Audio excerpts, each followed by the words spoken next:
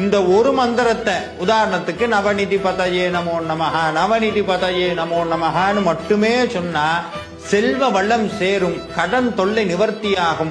அதுக்கப்புறம் ஷட்கோண பதயே நமோ நமஹங்கிறாரு. அப்படின்னா என்னன்னா 9 கோணங்களில் உறையக்கூடிய சண்முக கடவுளே போற்றி. நம்ம வீட்டுல 6 தீபம் ஏத்துறோம், அந்த ஷட்கோண கோலம் போட்டு 6 தீபம் ஏத்துறோம் பாருங்க. அப்ப இந்த மந்திரத்தை சொல்லலாம். ஓம் ஷட்கோண பதயே நமோ நமஹ, ஷட்கோண பதயே நமோ நமஹ. அவ்வளவு ஆற்றல் மிக்கிறது. அதுக்கப்புறம் ஷட்கோஷபதயே நமோ நமஹ, அதாவது நம்மளுடைய உடம்பு அன்னமய கோஷம், பிராணமய கோஷம், விஞ்ஞானமய கோஷம்னு 5 உடல்கள் நம்ம இடத்துல இருக்கு. இந்த 5 உடல்களுக்கும் ஆதார சக்தியாகி 6வது உடலாக இருக்கக்கூடிய முருகப்பெருமானை போற்றுகிறார். இதை சொன்னா நோய் நிவர்த்தியாகும். சுபநிதி பதயே நமோ நமஹ.